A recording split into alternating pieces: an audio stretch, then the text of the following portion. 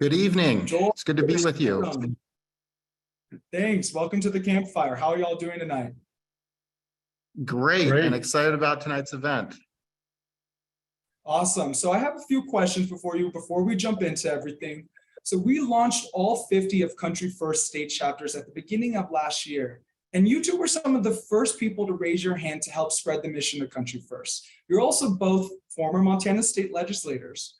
So what within your experience has inspired you to become members and volunteer leaders of Country First? Well, for me, Andrew, it's about being a part of the solution instead of the problem in our country, and just trying to encourage more people to get involved, that share our concern about where things are going. Thanks so And much. for me, Joel. Andrew, I just saw, especially after January 6th, how divided things were getting. And I said to myself, why can't we work together? There's got to be people out there that are willing to listen to each other, and whether they agree or not, and talk and listen. So I think through Joel, I found Country First.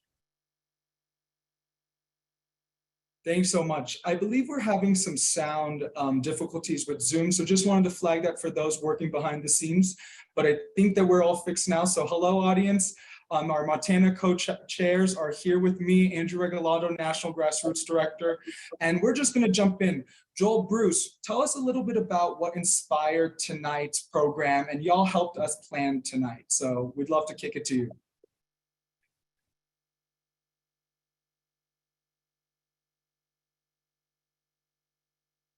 Well, I guess I'll start.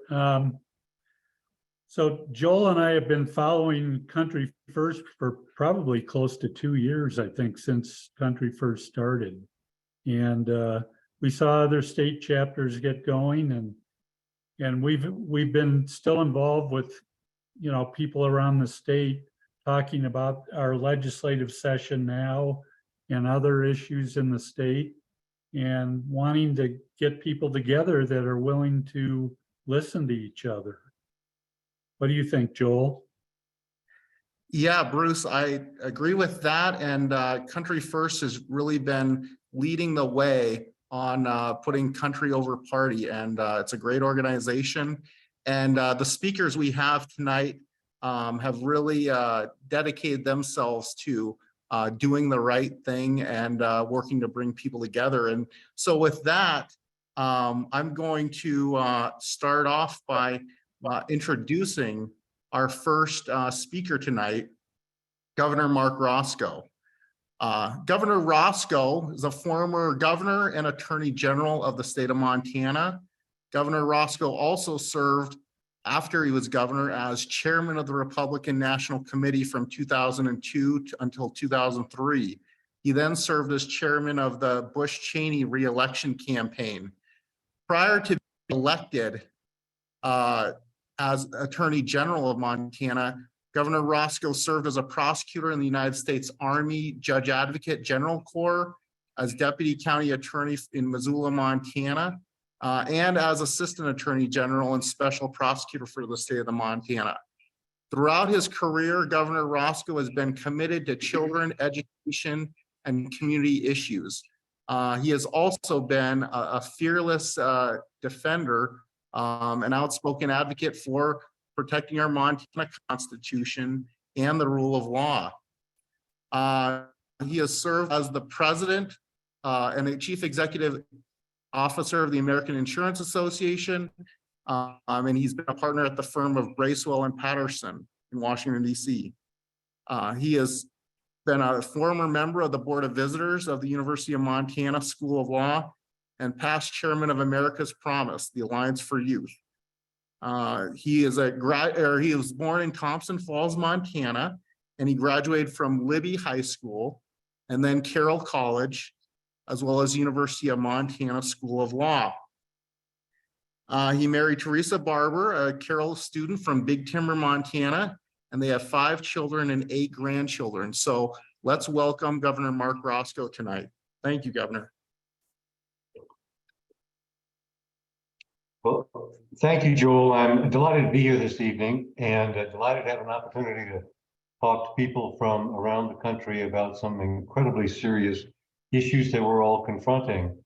Last year, as you all know, we celebrated the 50th anniversary, if you're from Montana, of our Montana Constitution, the 246th anniversary of the Declaration of Independence, and the 234th year since the ratification of the United States Constitution, creating what today is the oldest democracy in the world. But I think it's useful for us to think for a moment, how did it all begin? Throughout all of human history, people around the world have tried and experimented with just about every conceivable form of government that's imaginable in various attempts to discover how to live together for the long run, in safety, freedom, and in peace. It all began, as we all know, with the law of the jungle in the beginning, where the strongest prospered and the weak did not. And over a period of 2,500 years thereafter, humankind accumulated experience with every governmental structure imaginable, from monarchies to aristocracies, tyrannies, oligarchies, and theocracies. Fast forward to several hundred years, and we can see the experiments there were with governing structures when they reached their zenith during the Age of Enlightenment in the 17th and 18th centuries. The American colonies, having endured the vagaries of an oppressive and distant monarch for almost 2 centuries, along with their own impotent and failed governmental structures, set about to draft in Philadelphia in 1787 what initially was to be amendments to the Articles of Confederation. Recall, if you will, that the first permanent colony was established on the North American continent in 1607. Since the establishment of that first American colony, 7 generations of Americans had waited for the independence of the United States to be recognized around the world. It had taken 8 years of a costly, violent, and painful war. A modern day comparison would be to watch for the struggle for freedom and peace in Ukraine. Every bit the same challenge, the Revolutionary War. Although the Articles of Confederation had been agreed to by the colonies, there were no provisions in the Articles to collect taxes, to defend the country, to pay the debt, public debt, to regulate trade and commerce. The troops during the Revolutionary War lacked boots, they lacked food, weapons, ammunition, clothing, and medical care.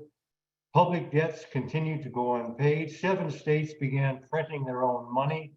There were more and more boundary disputes. Tariff laws were passed by the states and imposed on one another. New Jersey had its own customs service, and 9 states had their own navy. There was a litany of other vagaries, but the point is this: this new nation was a mess, and it was virtually ungovernable. And it was against this backdrop that the Continental Congress, proceeding cautiously, resolved that a convention would be convened in May 1787 for the sole and express purpose of revising the Articles of Confederation. Now, it's fair to say that all of the delegates came to the convention in Philadelphia with a commitment to restructure the Articles of Confederation.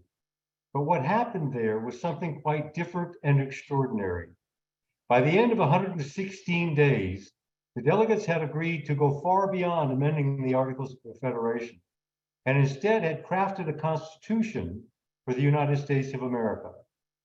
After having been without an effective national government or a constitution for 181 years, the Constitution of the United States of America was ratified by the required majority of 9 states barely 10 months later. How was it that the founders were able to do what they did?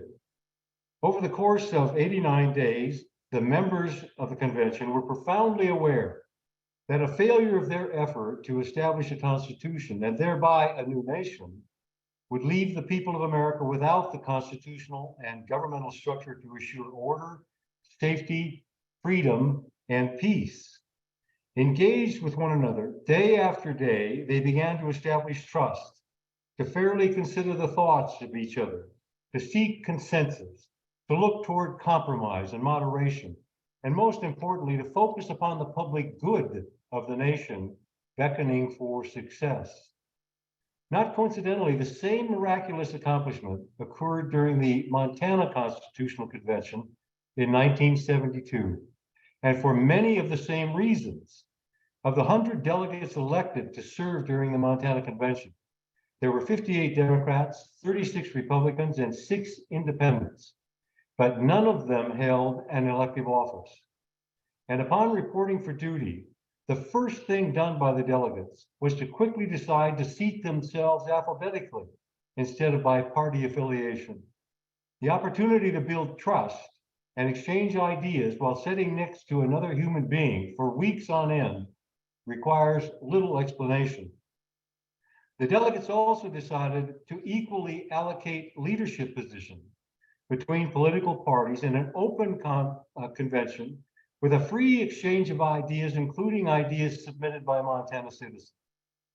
And after 54 days of deliberation, the newly drafted Montana Constitution was signed by all 100 delegates, fulfilling their shared and solemn promise to serve the public good with fidelity. The delegates to both conventions, 185 years apart, emphatically answered Alexander Hamilton's question whether, quote, men and women are really capable or not of establishing good government from reflection and choice, or whether they are forever destined to depend for their political constitutions on accident and force. And the answer to Hamilton's question was an affirmative yes in both instances. But what has happened to America and to Montana over these last many years? At this moment in time, there are ominous and unmistakable warning signs all around us that our constitutional republic is at risk. A poll completed just before the January 6th attack on the Capitol revealed that the percentage of Americans who believe that violent action against the government is justified stood at 34%. It was stunning to learn that as many as 1 out of every 3 of those polled consider violence to be an acceptable form of political or governmental redress. Other polls, immediately after the siege of the Capitol and just before the new year, found that 70% of Americans believe that America is in crisis and is at risk of failing. And even though 4 out of 5 Americans favored democracy over dictatorship, 21% either didn't care one way or the other, or in the alternative, thought dictatorship in certain circumstances could be a good thing. Benjamin Franklin, if you'll remember, predicted and warned of such moments upon the adjournment of the Constitutional Convention in 1787. As he exited Independence Hall, he was asked, "Do we have a monarchy or a republic?" And his response was prophetic. "You have a republic if you can keep it." That remains as it did in the beginning, the existential question of our time. Can we keep our republic? A democracy is a dynamic institution. It's always changing, but it's fragile, and it can dynamically deteriorate and rot just as quickly as it can dynamically improve. It is literally and spiritually a social contract between a free and independent people and their government. It's not imposed upon us. We choose it by living together, by adhering to the rule of law, and by the promise we make to each other to faithfully support, protect, and defend the terms of our agreement, defined and memorialized in our Constitution. By choosing democracy, we simultaneously make a commitment to our union. We are then bound by oath and mutual promise to each other to, quote, support and defend the Constitution of the United States and the Constitution of the state of Montana with fidelity, so help us God. What did the framers mean when they spoke in the Constitution and chose fidelity or faithfulness to be the standard that provides guidance for appropriate behavior by every one of us as citizens? Clearly, they envisioned much more than waving a flag. They intended to saturate the Constitution with expectations of faithfulness to the well-being of our fellow citizens, to the cause and protection of freedom, to a shared set of values and virtues, to the preservation of our union, and to the rule of law. The fidelity referred to in our oath presumes not just faithfulness to the actual words of our constitutions, but faithfulness to its spirit as well. A spirit recognized and requited by humility, by respect for others, which includes respect for the rights of others, decency, integrity, honor, self-discipline, selflessness, and self-examination and common courtesy. Fidelity is the exact opposite of seeking power for its own sake, which history has revealed time and again to be a fool's errand. A people who cannot talk to or listen to each other, who do not respect each other, who will not sincerely consider the thoughts of each other, who do not trust each other, and who cannot reason with each other, cannot long live in freedom. Many of us on this broadcast tonight grew up in a time in America, as it used to be, one of the world's most stubbornly civil societies and cultures, where being a neighbor meant more than merely living next door to another family. Throughout our growing up years and into adulthood and a new millennium, we shared a positive attitude about life, about neighbors, about families, and about values. We suspected the best of each other until proven wrong, a sort of presumption of innocence and good faith that was accorded from the beginning and instinctively accorded to one another. Contrast that with the awkward, thoughtless, poisonous, mean, and frequently inaccurate or false public communications of today, where 400,000 tweets a minute are instantaneously dispatched and received every minute of every hour of every day. That's how much of the country and much of the world talks to each other these days. It's dizzying, it's vacuous, and it is perilous. We simply must return to the deliberative processes that have served the Republic so well for so long. A democracy runs on truth, good manners, fair play, and compromise. We need to breathe new life into those processes, rejuvenate them, and return to them. We have to bring more discipline, integrity, and sensitivity to our communications and comments, individually and collectively, to fulfill the requirements of fidelity to one another, fidelity to the cause of freedom, and fidelity to our shared belief in the future of our country and our state. It's not really a big ask. I'm not suggesting hopelessly a return to simpler times. I'm calling, hopefully, for a return to simple, timeless, and enduring values, presuming the best of each other, listening in good faith before acting or responding, exuding generosity and grace, self-correcting our own mistakes, and being ambitious to accomplish something, not to be somebody. I'm suggesting that much more can be accomplished practically and politically by shunning the tired, old rhetorical games of yesteryear, now magnified exponentially and given eternal life on the internet.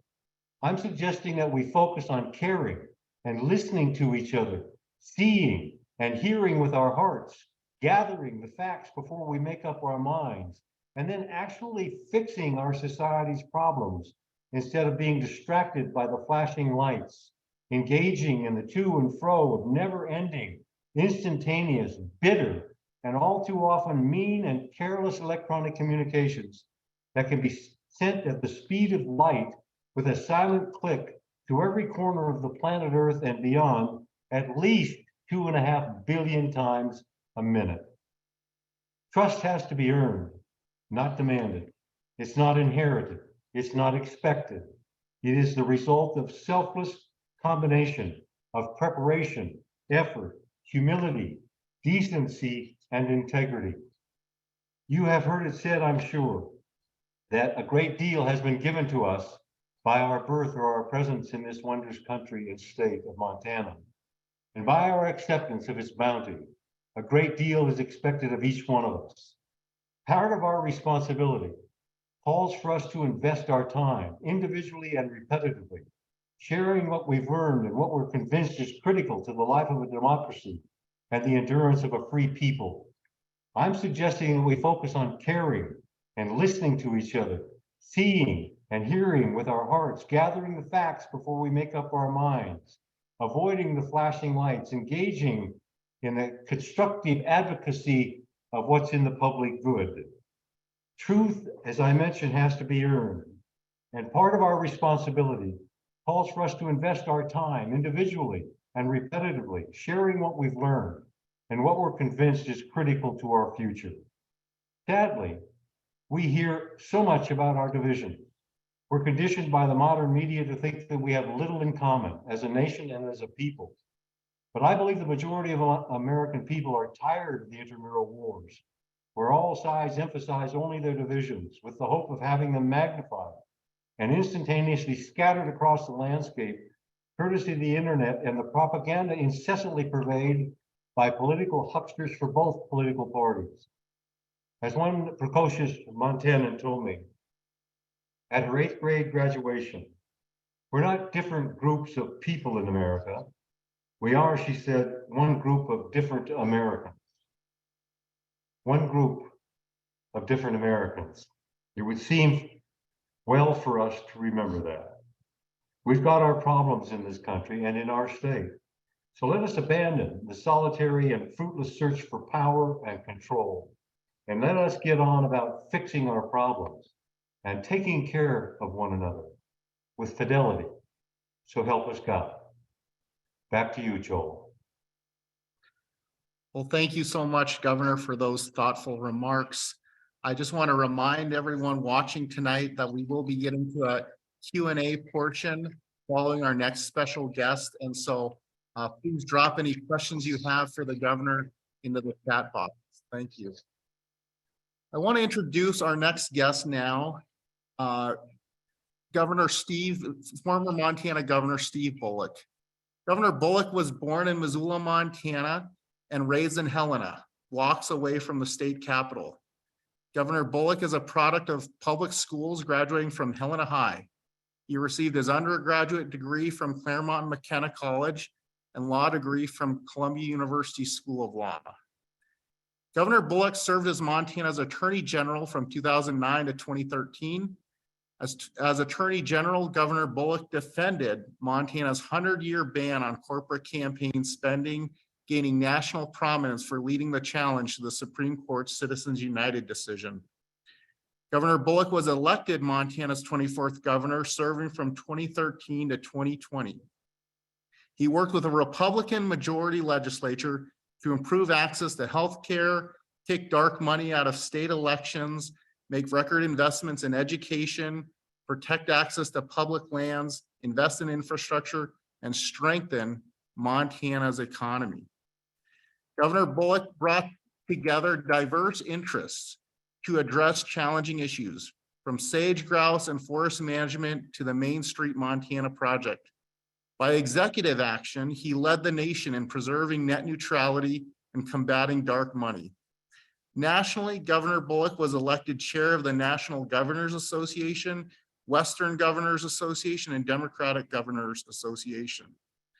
Prior to serving in elected office, Governor Bullock's jobs included Montana Assistant Attorney General, an attorney in private practice, an adjunct instructor at George Washington University Law School, and a tour boat captain on the Missouri River.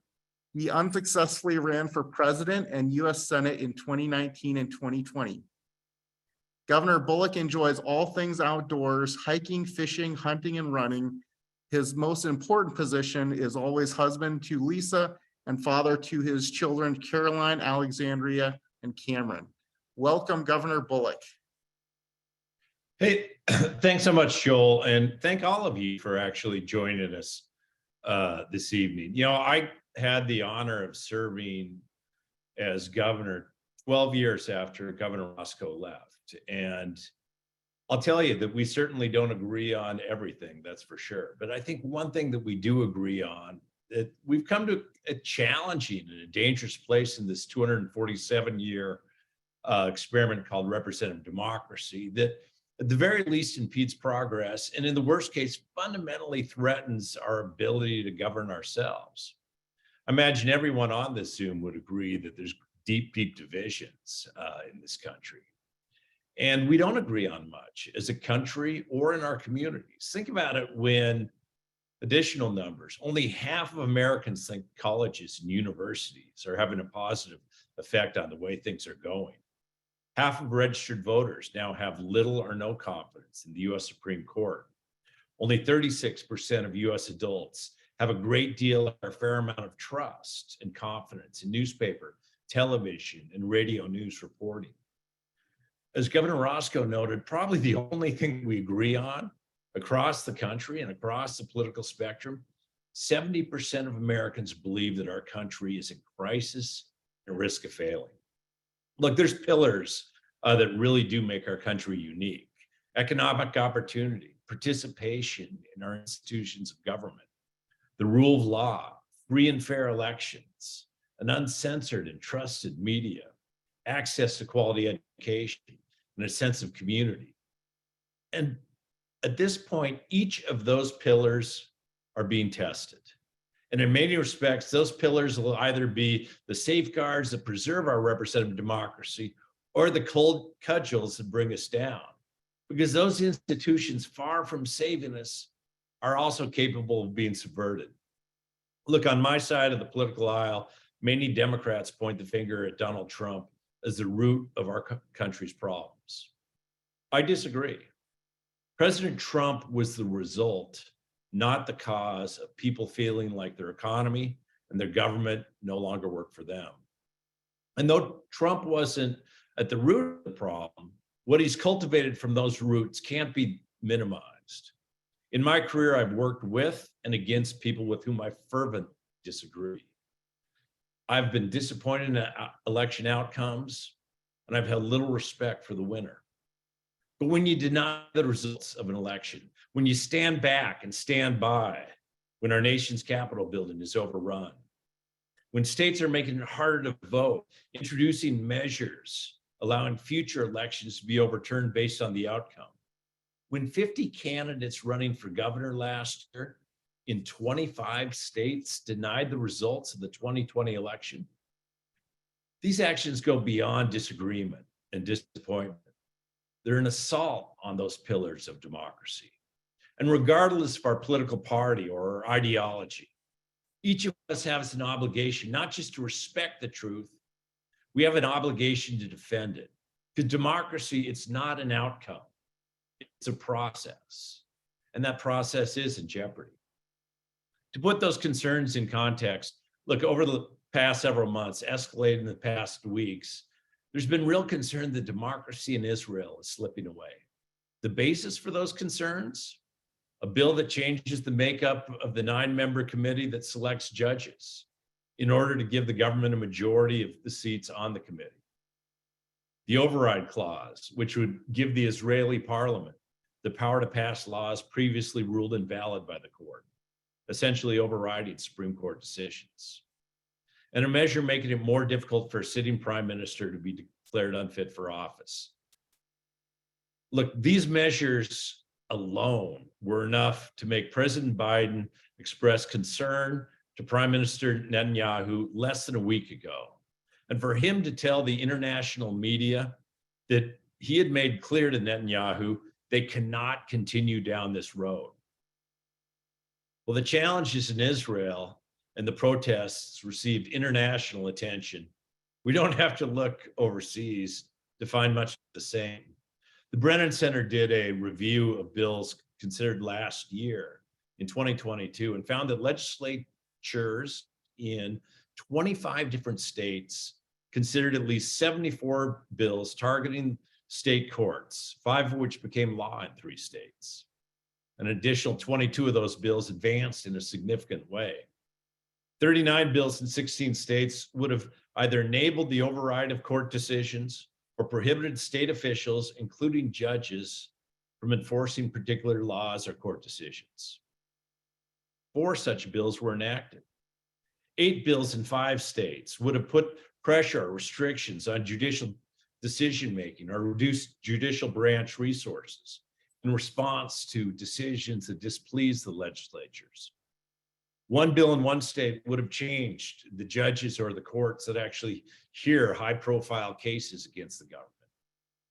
17 bills in 9 states would have injected more politics into how judges are selected, one of which was enacted. And 2 bills in a state would have shortened judicial term lengths, subjecting judges to more frequent political pressures. And I wish that we were done with that in 2022. 4 months in to 2023, we see this trend continuing. In Arizona and Georgia, bills passed that would have allowed the legislature to overturn court decisions by vote. Those bills, fortunately, were vetoed by the governors. In Oklahoma, a bill that would have allowed the legislature to remove judges from office for any reason. The bill again was vetoed by a governor. In Iowa, a bill introduced and passed that limits the ability of courts to issue injunctions. And where Joel and Bruce and Governor Roscoe and I, a little bit closer to home, in 2023, Montana legislature introduced a bill that would have undermined the authority of state courts. This bill would have allowed the legislature to overturn any court decision that it found to be unconstitutional. Also would have allowed the legislature to remove judges from office for any reason, including inefficiency, neglect of duty, or misconduct. Ultimately, the legislators saying they're not happy with the courts or the rule of law, so they're actually just going to take that branch's powers and authorities away. You could look far beyond Montana as well. South Dakota had much the same, removing judges for office for willful misconduct, neglect of duty, or incapacity, allowing the legislature to overturn any court decision that it finds to be unconstitutional, erroneous, or unjust, allowing the legislature to remove judges from office for willful misconduct, neglect of duty, or incapacity. So it should be noted a couple of things I think can be drawn from that, right? These ideas aren't limited to one jurisdiction. Effectively, anywhere that a legislature disagrees with a state court decision, the conclusion is never to stop passing laws violative of the state or federal constitutions. It seems to be just eliminating the judiciary's power of review, to indeed eliminate the rule of law. I've often said, and I think the Governor Roscoe sort of amplified that in some respects. So, yeah, I've said that Montanans were libertarians that give a damn about our neighbors, meaning no matter where you might fall on the political spectrum, or if you don't even care about politics at all, we might have a healthy distrust of government or skepticism about government. But if someone needs pulled out of a ditch or an errand run or anything else, we'd immediately step up. Now, I recite a whole lot of parade of horribles of bills. On the one hand, you could say the upside is of 74 bills introduced last year, only 3 were enacted. We could find optimism that even Republican governors are vetoing some of these measures. And we know that state and federal courts are striking them down. But now's not a time to rest on sort of the laurels and saying it could have been a lot worse. Failures aren't the reason to spike the football. Because in part what's happening, what we see happening more and more over these past few years, is behavior and actions that would have been deemed unconscionable not that long ago are being normalized. It's being normalized on social media. It's being normalized in the halls of the legislature. It's being normalized in the conversations across our country. As Governor Roscoe said, yeah, it is, right, this democracy or this republic, if we keep it. And it's challenged right now. And it takes good patriots on all sides of the aisle to say, you know what? This promise of America, it is a process. And it's a process that we have to reprove each and every single day. And we know now more than probably ever that that's true. And we need to continue along in that fight. So thanks so much. Back to you, Joel. Thanks, Governor Bullock. I really appreciate those thoughts.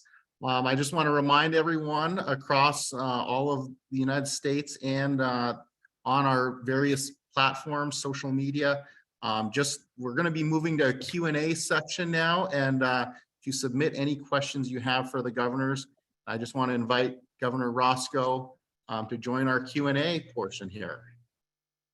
All right. Well, thank you both for those very timely remarks. And I'm going to take our first submitted question here to kind of talk a little bit about how we put into practice what we've discussed here tonight. So the first question is, we talk a lot about preserving and strengthening our institutions. What does that look like in practice, both in your time as governor and as a private citizen? And I'll let maybe Governor Roscoe can take the first crack at this. Well, by institutions, I'm assuming you mean those that we have created and initiated as a result of our constitutional framework and with the interests of the public in mind, the public good in mind. I think, first of all, you know, there are values and virtues infused into the Constitution. And those values and virtues are absolutely essential to virtually every question that follows thereafter, to every answer that follows thereafter. And what do I mean by virtues and values? I'm talking about trusting each other. I'm talking about having confidence in one another, upon presuming the best of one another. And that's what puts together institutions that are durable and capable of long lasting when they're focused on the public good. And I think that we as citizens have an obligation to become engaged and involved in support and in examining and in building strong institutions in concert with people from all across the political spectrum. None of us brings any exclusive set of ideas that's going to be enacted in a way that is holistic and meets our every expectation. As human beings, you know, we have urges to control events and to wield power and to be involved in efforts that control things to our liking. And frankly, that just is not possible in our human existence, and we all know it. But in the political world, we tend to see it manifested more intensively than we see it manifested anyplace else. Governor Bullock's mention of the judicial bills, the attack on the judiciary, the encroachment of the judiciary, has grown over the course of the last several years. It's a nationwide movement. He's absolutely right that the disrespect for the judiciary as the third branch of government, the weakest branch of government, by the way, because it doesn't control either the sword or the power of the purse, continues to enlarge itself. Yet we do not feel the kind of pushback or the kind of refusal to become engaged in those arguments and those approaches that we know can end up threatening the republic. And what am I talking about? I'm talking about everything from showing up as citizens, being engaged with our friends and neighbors, politically, letting our representatives know our expectations. I'm not talking about banging a shoe on the table. I'm talking about engaging them and expecting, creating expectations for them, calling your representatives, writing to them. I saw some significant results today in the Montana legislature that I would not have expected had it not been for people getting engaged and involved in making certain that their expectations were fulfilled. So I think there are a lot of different ways. There are policies as well that we can work on as an entity, as a group of people concerned about what's happening to our republic. Things like campaign finance reform and making certain that we focus upon the kinds of things that assure fair primary elections. And I'm an advocate, for instance, for nonpartisan primary elections that then allow for majority candidates that get a majority of the vote to be successful in the primary. It doesn't make any sense to me that we ought to be going into primary elections only with one choice of one party. And as a consequence of that, I think we need to revisit some of our institutions and change them. So there are a legion of different things that can be done. And Country First is obviously engaged in all of them, as far as I understand and know. And continuing to advocate and engage our fellow citizens in these efforts, I think is absolutely essential to ultimately accomplishing the sense of stability that we need in order to live in freedom and to preserve the union from which our freedom arises here in the United States of America. Thank you. Governor Bullock? Yeah, I'd add just a couple of things. One of which it's important to remember, like, there's one day every 2 years where every individual is more powerful than any corporation or special interest or other. And that's on election day, right? And our vote is our voice. And to remind people, empower people that we get the government at times that we deserve if we step back. Governor Roscoe spoke about our 1972 Constitution and how it was created. I think it's important for us to remember too that our state constitution, indeed the federal constitution, largely it's about keeping government in check. The First Amendment's about what government won't do. And so many of the times where we're seeing attacks on our judiciary, it's that essentially what they're doing is attacking the judiciary's check on the power of government to make sure that our legislatures and Congress actually stays within the realms of not overstepping their authority and protecting individual rights. I think we all need to find those commonalities. And that's how actually we can protect many of those institutions. Now, we won't agree on everything, but we ought to agree on certain norms that I grew up with. And I'm sure just about everyone on this Zoom grew up with. An expectation that elections are hard fought, but if you lose, you lose.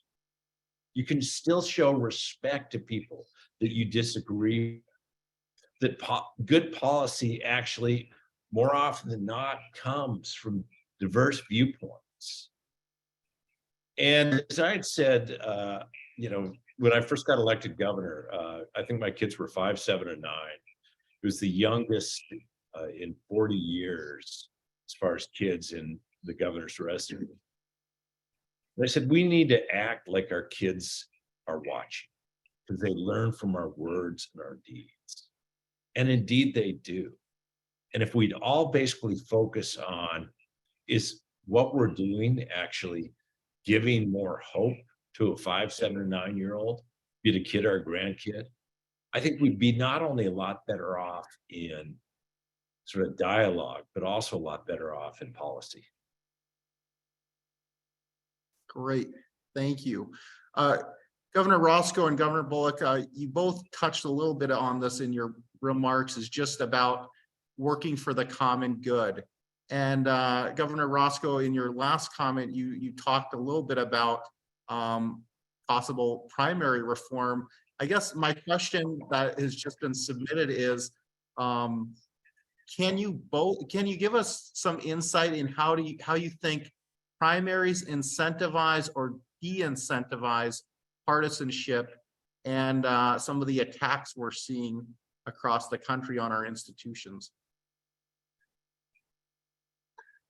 Well, the parties themselves,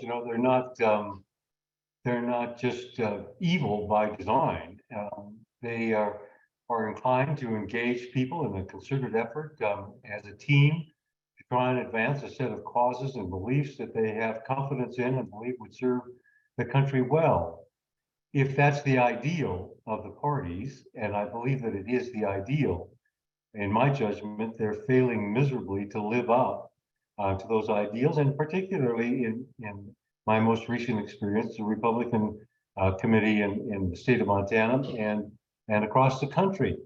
There are so many moving pieces to this puzzle, Joel. First of all, we have been introduced to the electronic age with the internet, antiseptic and as distant as it is, ubiquitous, it's everywhere, there's constant information. It's edgy, it creates bitterness and anger. People say things on the internet that they wouldn't say to one another. That creates abrupt edges to our relationships. So there's one part played here by the style of communications that we have these days and the lack of personal contact that we have with one another. You put on top of that the ability now to judge and to actually determine the compensation of people that are on Fox News by how many likes and dislikes and how many tweets and retweets they receive. And you create a system of achievement or currency that ultimately rewards people for more spectacular, less, I think, accurate and typically more ubiquitous conversations and communications or allegations that nobody knows the truth of. So everybody's swimming in information, misinformation, disinformation, and so much of it that they can't keep up with it, so they go back to familiar places. In addition to that, you have leaders like Donald Trump, who appeals to the worst side of our nature, to our worst angels, and tries to pry us apart, to sequester us one group to another, to blow different whistles to try and signal that it's all right for us to give up on our self-discipline and proceed with all kinds of unprincipled approaches and emotions that have absolutely no basis in a free country based upon the model of all people being created equal. That's another part of the issue. Then there are some institutions that we have to address. And at the end of the day, what I really think we're missing here is that the Constitution is not just a document that specifies laws to be adhered to. It is also the encapsulation and the distillation of a set of virtues that we pledge to abide by when we live in this country and we agree to observe the sanctity of other human beings as they agree to give us respect and a return to a situation where we live side by side, even with disagreement, but not with violence and not with the kind of pain and agony that's inflicted on a daily basis in this country. So my experience has been, and my guess would be Governor Bullock has had the same experience, when we actually deliberate together, when we spend time together in the same room talking about the same things that we know are important to people, and we actually listen to each other, and we actually take the time to meet with one another, that at the end of the day, you can feel the movement of people in their primary concerns and in their ultimate beliefs merging into the possibility of a solution. And I sat through so many of those meetings and those efforts. And I'm telling you, at the end of the day, when people spend time with people and honestly and sincerely listen without suspecting or trying to get ahead of them at every step of the game, they can actually find solutions to problems. I entered into office with 4 Democrats, and I worked with them for 8 years. And those 4 people are some of the dearest friends and people that I most respect on earth. And as a consequence of that, and I would bet that Governor Bullock had similar experiences through his time in service. So it's not that we can't replicate how it is that we go about making sound human decisions. It's that we won't stop. We won't slow down. We won't look at what we really value. And we end up threatening virtually our entire existence because we will not hold together as a free people without a union that we share. Thank you. Yeah, and I'd only add, yeah, I had the honor of serving with both Joel and Bruce when they were in the Montana legislature. And again, doubtless, they didn't agree with everything that I advanced, and I certainly didn't agree with all of their positions. But when you can sit down and actually openly and earnestly try to learn from others, you're going to get a better product. Bill, directly to the question about primaries too. Look, I got elected in 2008 as Attorney General by a 3-way primary. I wasn't the party's favorite. I wasn't elected officials' favorite. But by traveling all across the state, by listening to people, I think that's how I won. So there can be a strong value at times, certainly for primaries, but what's even changed? Think about it today in this country, less than probably 20 House seats out of 435 are competitive, meaning within a 5-point margin. because of gerrymandering or redistricting, if a seat is completely safe, be it on the Democrat or Republican side, it just drives you further to the right or further to the left. And compromise is actually viewed as a disincentive if the entire race is decided in the primary. And I think the other thing that's really impacted to make the primary system that much more challenging too is this post-Citizens United world. Look, we do know, unfortunately, that the positions that people stake out will either cause money to come to them or money to be spent against them. It's even that threat of independent expenditures that can make people more extreme and less willing to compromise. So I wouldn't say that we don't have a whole lot of work to do. We can't give up on those basic principles of unity that Governor Roscoe spoke of. Thank you. Okay, we have time for one more question, so I'm gonna pick our last question here. It says, you both lost elections before you were elected Attorney General and then 2 terms as governor. You could have thrown in the towel on politics after your losses and missed your successes. What caused you to persevere and not give up on politics and public service after those losses? And Governor Bullock, if you want to go first on this one, since we've been going with Sure. Governor Roscoe first. Sure. So I'll start. So, but I think 32 years old, I was working as a lawyer in the Attorney General's office and argued a case in district court and said, this is the coolest job in the world. I want to actually become Attorney General. I ran. I don't think my whole family even voted for me. And I lost so bad, I'm like, I'm never going to run again. Fast forward a little while, minimum wage at the time was $5.15 an hour, and it died on 50-50 vote in our state legislature. And a legislative leader said, oh, good, now I don't have to lay off kids and people with disabilities. Notwithstanding the fact that the largest pool of minimum wage earners are single parent heads of household. So I formed a group called Race Montana. By a volunteer effort, we did a ballot initiative to increase the minimum wage. I think that restored sort of my faith and hope, saying that one person can make a difference in this, and it's worth that fight. So the next time I ran, when I successfully won in that 3-way primary, I don't think I encountered any voter that even remembered that I'd run 8 years before.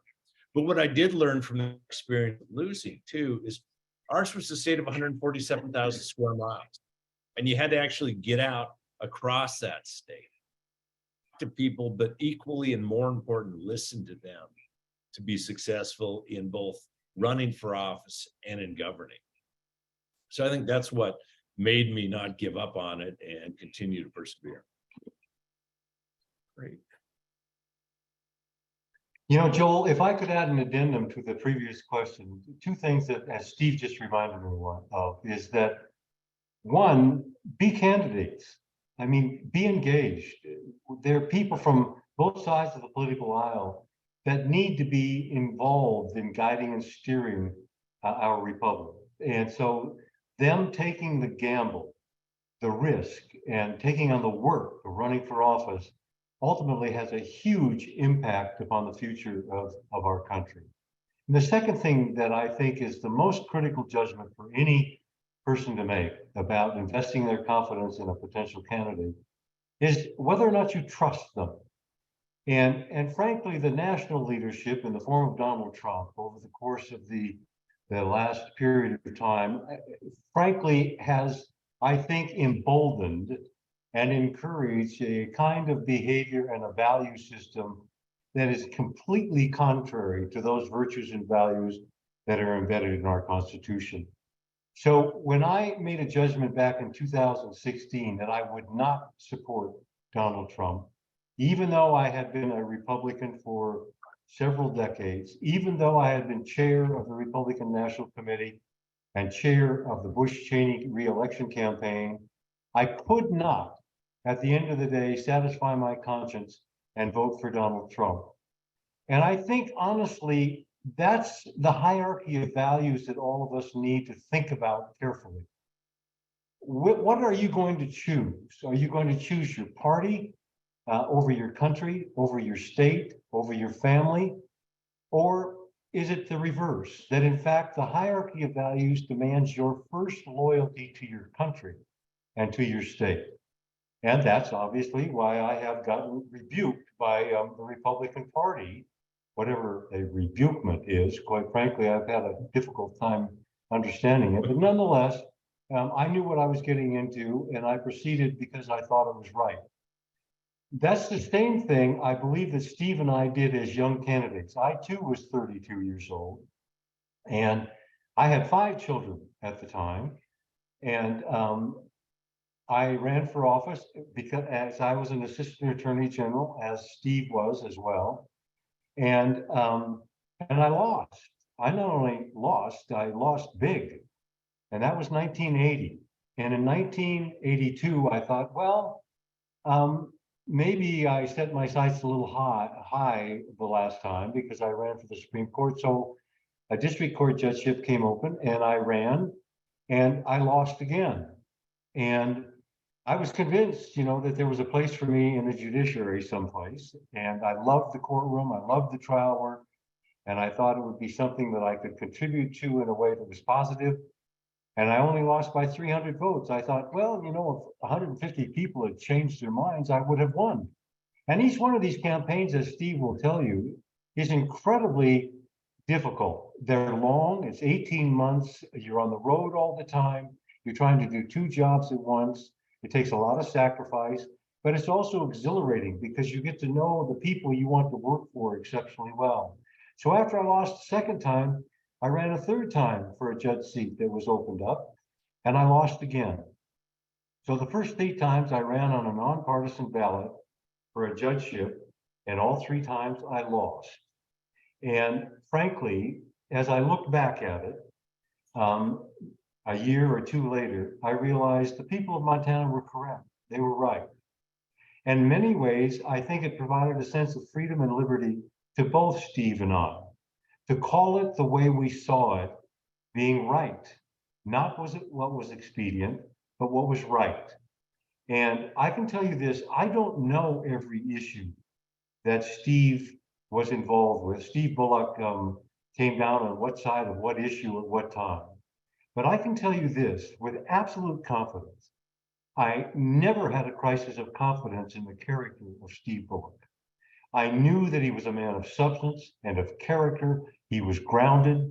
And whatever decision he made, I was certain I could understand, even if I didn't agree with it. So the point is not unanimity. The point is to try and figure out how do you help the people you live with and love get from one day to the next? How do you get them over till tomorrow? How can you work with other people and accomplish 50, 60, 70% of something rather than nothing at all? And so as a consequence, losing was probably good for me because it made me fearless. Frankly, somebody tells me I'm going to lose, I don't care. If I think it's right, I'm going to do it. And that's what I perceived with Steve Bullock. We have been friends. We're different generations. We both married lovely girls. We have beautiful kids. We have a lot of blessings. And he's a Democrat and I'm a Republican. And frankly, that means nothing to me. Steve Bullock's friendship and his respect means something to me. And I think mine do to him. And so that's what I think we have to get back to, and we have to demand as citizens in this country, and we have to model for people. And when you have the president of the United States that models anything but that, then you have to condemn it, and you have to disassociate yourself with it, and you have to make certain that we don't make the same mistake twice. So with that, I yield my my time. I'm sorry to be so long. Well, thank you so much, governors. This has been a really special evening for Montana and for the nation. And so I just really appreciate your time. And I know our audience appreciates it as well. I'm going to kick it back to Andrew, but thank you again for this great conversation tonight and giving us some real things to ponder. Thank you. Thank you all. Well, thank you, Joel, Bruce. Thank you, Governor Roscoe, and thank you, Governor Bullock, for joining us tonight. At this time, our program on Zoom is over. Our live stream is over. But for anybody that liked what they heard tonight, that wants to join in on this mission to be part of the reasonable majority and defend democracy, please go to country1st.com. Again, country1st.com. Right now, we're going to go into a 5-minute intermission. During this 5-minute intermission, we are going to be transitioning from the main program to our breakout rooms where you can meet members from all across the country. So if you would like to join a breakout room, share what's on your mind, talk about what you heard tonight from the governors, then please go to country1st.com/breakout. Again, country1st.com/breakout, like breakout room, and we will see you over there. And we enjoy hearing you. So thanks for joining us. Have a great night, everyone.